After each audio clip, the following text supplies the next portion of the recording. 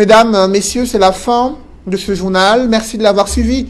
Juste après cette édition de 20h, retrouvez Serge Alain Autou et ses invités pour le débrief du journal sur le plateau d'Equinox Soir. Serge Alain. Aucun confinement à l'ordre du jour, selon le ministre, le docteur Manaouda Malachi. Il y a eu des rumeurs qui ont circulé durant ce week-end et même des propositions qui émanent des experts scientifiques et des médecins camerounais sur la nécessité d'aller vers un confinement total pour maîtriser les risques de propagation de la pandémie du coronavirus. Le ministre de la Santé publique affirme que le sujet n'est pas à l'ordre du jour et qu'il s'il venait à être évoqué, il sera annoncé de façon claire que c'est une rumeur qui relève de la manipulation, martèle ainsi le docteur Manaouda Malachi, ministre de la Santé publique. Voilà, madame, monsieur, c'est donc l'essentiel Equinox Soir, deuxième partie. Bonne soirée à vous, Cédric. Bonne soirée à vous, Serge Alain. Rendez-vous demain, 20h. Rendez-vous demain, 20h. Madame, monsieur, dans un instant, la suite, Equinox Soir.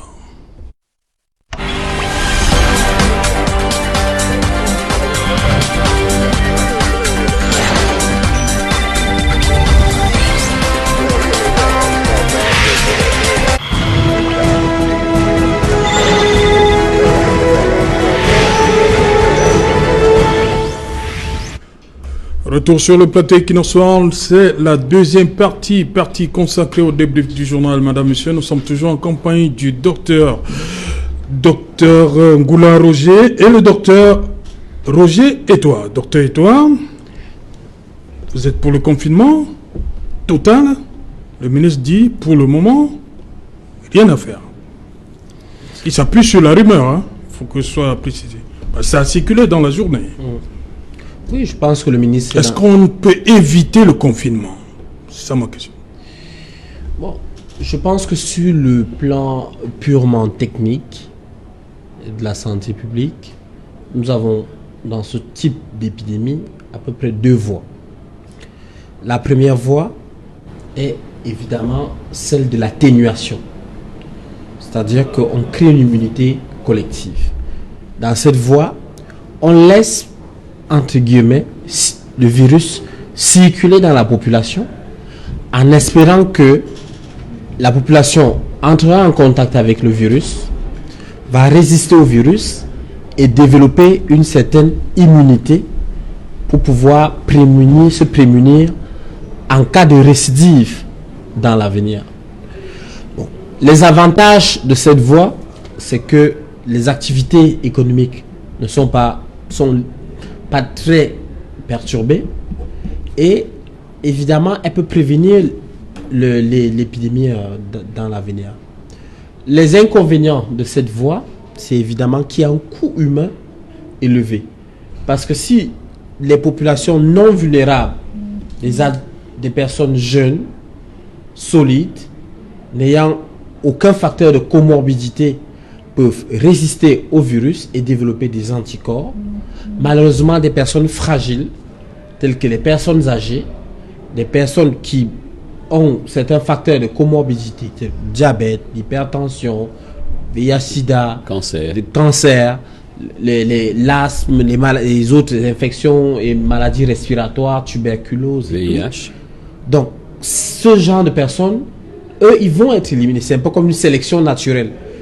Le coronavirus se comporterait un peu comme une pluie torrentielle qui vient tout balayer. Celui qui est fort résiste, celui qui est faible, et tout ça là est balayé. Donc, voilà un inconvénient. Et l'autre inconvénient, c'est évidemment la surcharge des services hospitaliers, notamment de réanimation. Dans des pays qui ont des services de réanimation équipés, on estime que environ ces services sont surchargés plus de 8 fois plus que d'habitude. Et donc, cela, on commence à opérer à peu près des choix discriminants. On dit peut-être des personnes à plus de 60 ans, oui. On ne vous prend pas. Et même dans certains pays comme l'Italie, ce qu'on ne dit, les médias ne disent pas, c'est que si vous avez la peau noire, on ne va pas vous laisser avec des respirateurs alors qu'il y a un blanc et tout cela qui est couché. Donc, à un certain moment, il y a de la sélection qui s'opère parce que les services sont énormément surchargés. Et donc, il y a un coût humain et un coût sur les hôpitaux Et après, rien ne garantit également que les personnes qui ont développé, des personnes non vulnérables ne vont pas tomber malades. Ouais. On voit de plus en plus de cas en Italie où des personnes jeunes, avant d'être les vieux, mais des personnes de 23 ans, 30 ans, 40 ans, qui, entre guillemets, devaient résister au virus, qui tombent de plus en plus malades. Et également, rien ne garantit que des personnes non vulnérables, immunisées, ne vont pas transmettre également aux personnes vulnérables. Donc, la première stratégie, donc, qui est celle de l'immunité collective, et tout ça, l'atténuation. C'est-à-dire qu'on essaye juste d'atténuer la virulence du virus. Est-ce que je pourrais dire quelque chose, docteur? La deuxième, je finis juste la deuxième stratégie, qui est celle de la suppression, qui est dans le confinement. Ça veut dire qu'on supprime le virus, la circulation du virus au sein de la population. Et là, évidemment, parce qu'on a déjà dit que si on met des stratégies de confinement, on va diviser les interactions humaines par 4 et va diviser également le taux de transmission, le taux de reproduction de la maladie et tout ça là, en dessous de 1. Et donc ça va casser la virulence, la propagation de l'infection. Maintenant, l'avantage, en fait, c'est que, évidemment, l'épidémie, entre guillemets, est plus courte. Entre guillemets, si tout le monde se confine, comme au départ, la Chine, dès que la Chine a mis le confinement en 1 mois, 4 semaines, l'épidémie, évidemment, s'est arrêtée. Et donc, maintenant, c'est aux leaders politiques de peser le pour et le contre. Et évidemment, je n'aimerais pas être à la place des décideurs aujourd'hui, parce qu'ils ont la réalité sanitaire d'un côté, la réalité économique. Ils doivent peser le pour et le contre pour pouvoir décider pour les populations. Docteur Ngoula, le ministre dit que pour le moment, il n'est pas question de parler de confinement. Mais il n'exclut pas. Lorsqu'on l'écoute attentivement, il dit que s'il y a des mesures additionnelles, elles seront connues de tous. Ben, je pense que il n'exclut pas, il ne balaie pas du revers de la main le confinement. Le ministre n'a pas exclu le confinement et c'est tout à son honneur. La situation évolue et va évoluer. Nous venons d'assister et de voir l'enterrement d'un de nos amis et je ne peux pas vous cacher ma tristesse parce que Achille Essomé Moukouri, c'était plus qu'un ami, c'était un grand frère et tous ses amis de Bonapriso ce soir sont en deuil. Sa famille, je profite de l'occasion pour adresser toutes les condoléances de tous les amis à sa famille, à ses frères, à ses sœurs. Nous savons que c'est difficile. Achille serait décédé vers 5 heures du matin et on l'enterre ce soir. Je pense que le cas d'Achille doit être un cas qui doit nous servir d'exemple. C'est vers ça que nous allons. Nous n'allons pas nous cacher derrière nos doigts en nous disant de quoi Achille est mort. Si Achille est mort de diabète, d'hypertension ou de paludisme, on ne l'enterre pas le même jour. Si Achille meurt à 5 heures du matin d'une diarrhée chronique, d'un cancer du foie, on le met à la morgue. Si on ne met pas Achille à la morgue et on l'enterre comme on l'a vu, c'est bien qu'il y a des raisons, n'est-ce pas, de protection et de sécurisation des personnes. Donc c'est pour dire que c'est vers ce genre de catastrophe que nous allons, ces catastrophes qui en plus du deuil, n'est-ce pas, vont créer un désespoir énorme parce que j'ai une pensée profonde ce soir pour son épouse, pour ses enfants, pour ses filles qui sont en Europe et qui n'auront pas pu faire le deuil de voir le corps de leur père. C'est ça la spécificité du coronavirus, c'est-à-dire qu'une fois qu'on est mort, personne ne peut voir le corps et le corps ne doit pas être mis à la mort comme tous les autres. Maintenant, pour revenir sur l'immunité collective dont parlait le docteur et toi, c'est bien, mais ça a une limite, c'est qu'il s'agit d'un virus. Et il n'y a personne qui peut affirmer que dans 3 mois, les séquences génotypiques de ce virus seront les mêmes.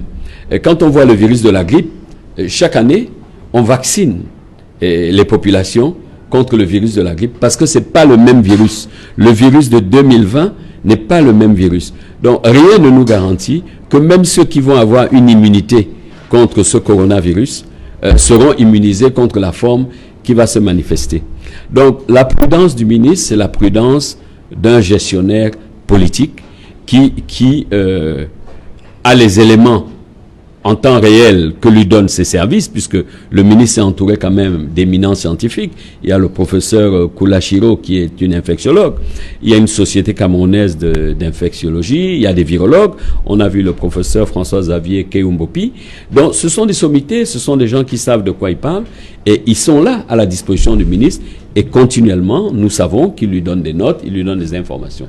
Peut-être qu'au stade actuel, ce soir, le ministre, le gouvernement pense qu'il n'y a pas de confinement possible. Mais en réalité, la décision reviendra au président de la République. Ce n'est pas le ministre ou le premier ministre qui prendra la décision de dire que le pays est mis en confinement. Mais nous, les techniciens, les spécialistes que nous sommes, même si j'ai la casquette d'homme politique, j'ai l'obligation de dire que scientifiquement, comme l'a démontré le docteur et toi, il y a une seule manière de casser la chaîne de ce virus et la chaîne de contamination, c'est d'éviter que ce soir, je ne vous contamine, que vous ne contaminiez votre épouse, que vous ne contaminiez le gardien. Je ne sais pas si vous imaginez. Donc, la prudence, on appelle ça en médecine l'expectative armée.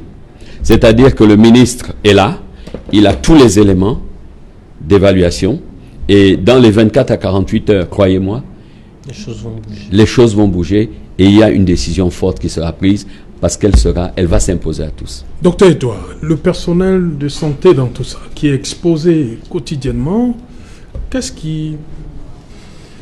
Oui, on devrait le protéger davantage? C'est le grand enjeu oui.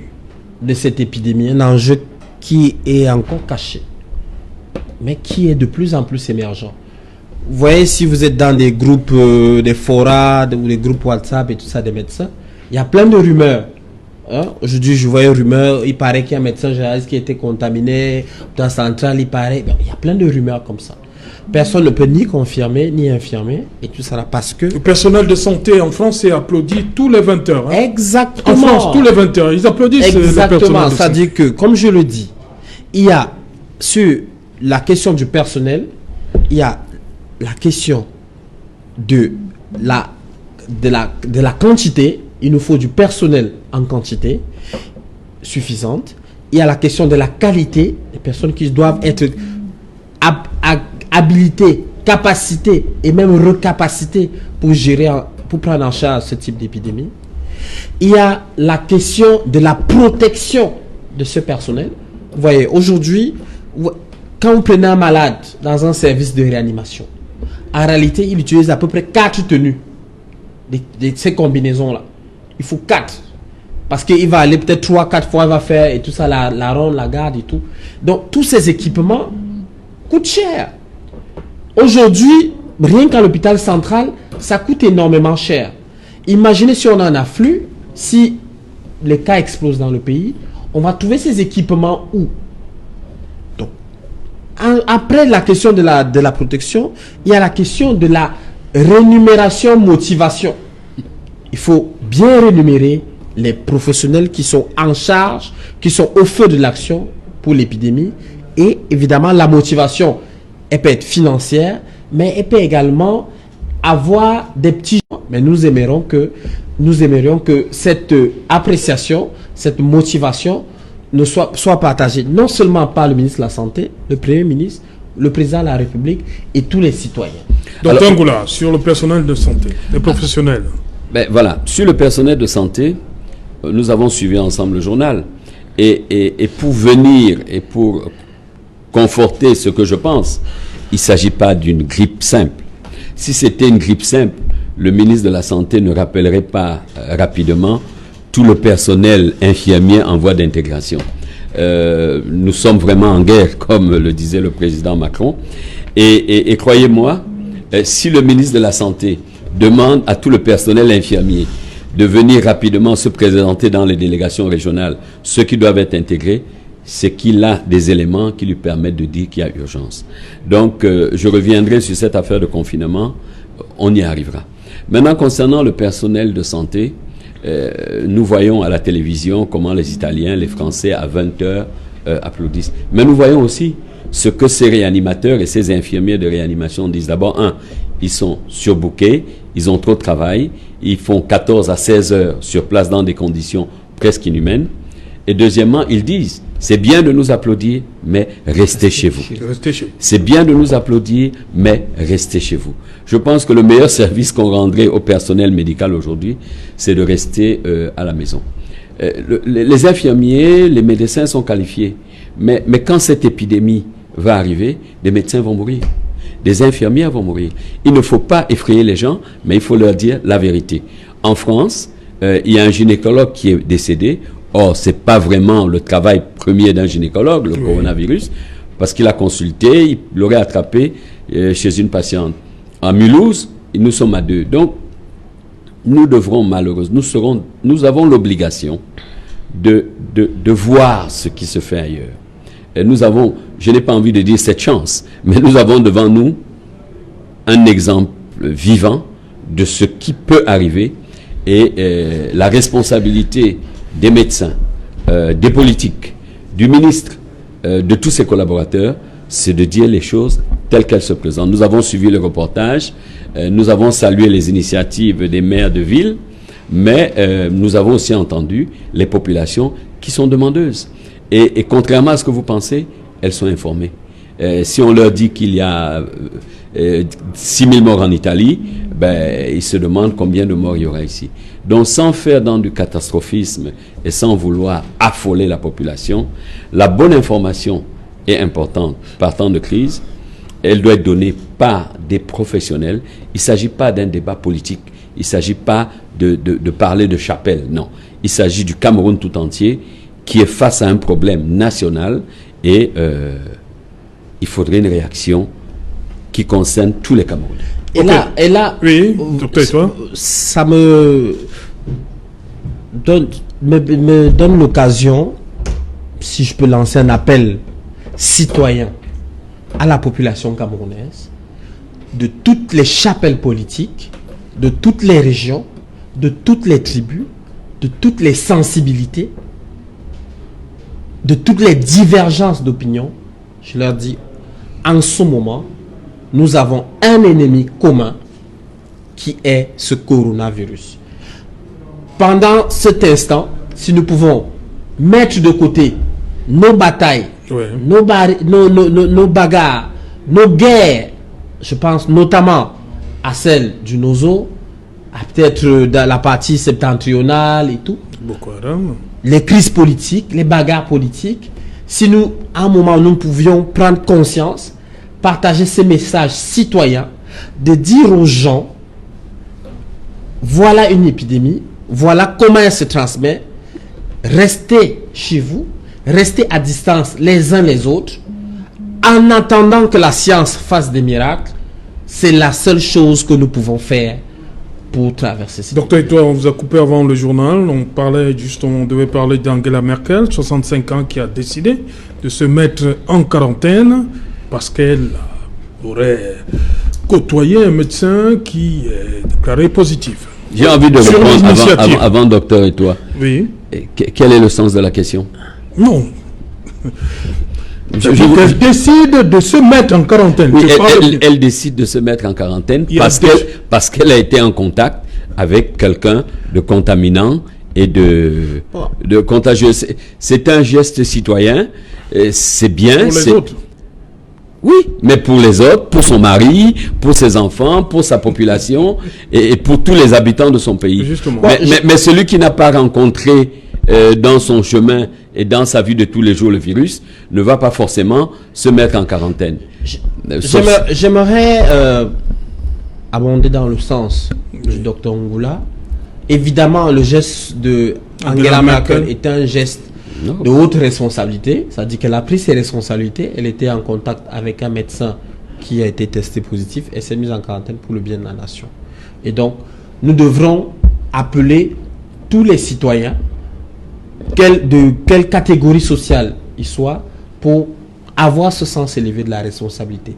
Par contre, vous me permettrez quand même, étant médecin, ayant une haute idée, une haute opinion de l'éthique, de la déontologie et du respect de la dignité du malade, j'aimerais également que les citoyens camerounais évitent la stigmatisation, l'indexation inutile. Au tel, il est rentré de machin, il est forcément positif. Au tel, il a fait ceci, il est forcément. Au tel, c'est un pestiféré. Non, ce n'est pas ça. Le secret médical est détenu par les médecins. Le diagnostic des populations, des citoyens, ne se pose pas sur les médias et sur les réseaux sociaux. Il faut avoir de la dignité, de la hauteur, pour ne pas faire véhiculer des rumeurs sur n'importe quel citoyen, que ce soit nos voisins, que ce soit n'importe qui, parce qu'à un certain moment, il s'agit de la dignité humaine. En fait. Voilà, sur ce débat, le virus et les climats chauds.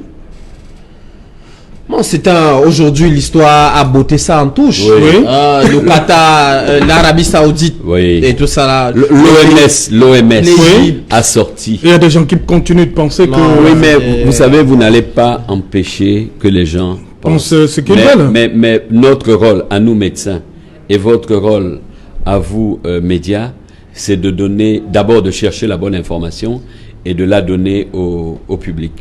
On peut dire beaucoup de choses sur ce virus et je pense que sur la toile, peut-être c'est cet isolement, ce début de confinement qui fait que les gens sont chez eux et ils savent pas quoi faire, donc ils s'envoient des messages, ils inventent des histoires. La science est quelque chose d'exact et le virus et les problèmes de chaleur, problèmes chauds, oui, non, c'est pas vrai. Deuxièmement, toutes ces recettes de grand-mère, nous sommes africains et nous n'allons pas dire que c'est faux. Parce que dans la pharmacopée africaine, dans nos forêts, il y a forcément des herbes qui font tomber la fièvre, qui arrêtent la diarrhée. Mais vous savez, s'il existait dans nos forêts africaines ou camerounaises une herbe détectée qui soigne le coronavirus, je pense que ça se serait déjà su. Donc on va s'en tenir à des choses simples. À ce stade, aujourd'hui, personne n'a trouvé le médicament pour soigner cette maladie. Et comme l'a dit le docteur Etoile, il s'agit d'un virus. C'est comme le virus de la grippe. Il n'y a pas de médicament pour soigner le virus de la grippe. Quand vous avez la grippe, c'est 7 jours. Et au bout de 7 jours, le virus va partir. Et ce qui vous embête pendant la grippe, c'est le mal de tête, c'est le nez bouché. Et ici, avec ce coronavirus, c'est la même chose, sauf qu'il a un tropisme pulmonaire plus important. Et à un moment donné, vous entrez parfois en défaillance pulmonaire, vous avez une température élevée, vous faites une fièvre sévère et vous devez aller en réanimation. Et il faut le dire, tout le monde ne meurt pas. 2% des patients meurent, mais seulement 80% qui rencontrent le virus restent des gens contaminants. Et ce serait dommage de rencontrer le virus, de ne pas en être malade, mais de le donner par exemple à son épouse ou à sa fille et qu'elle en meure. Parce que c'est ça le drame. Le mot de la fin, docteur Etoile. Oui, le mot de la fin est peut-être, vous avez vu, je crois que le ministère de la Santé, parce que c'est une lutte citoyenne généralisée, le ministère de la Santé a lancé un appel à projet, à manifestation d'intérêt pour des projets. C'est-à-dire que si on parle de la pharmacopée traditionnelle, si quelqu'un estime qu'il a un remède, un médicament, entre guillemets, naturel et tout ça contre le coronavirus, il y a l'Institut de médecine de plantes médicinales, il va là-bas avec son écorce, son minérésie, on teste son produit, on déduit le principe actif, on teste et après, voilà, et tout ça, on va voir on ne sait jamais, peut-être que la lumière peut venir du Cameroun. Par contre, il y a également des solutions, on a également su ceux qui ont des porteurs de projets de solutions innovantes. En Chine, je vous ai dit qu'on a mis en œuvre l'intelligence artificielle. Tout à fait. Et tout ça avec des logiciels et tout ça, des applications qui permettent de reconnaître quelqu'un qui est à risque ou qui était en contact avec quelqu'un qui était à risque.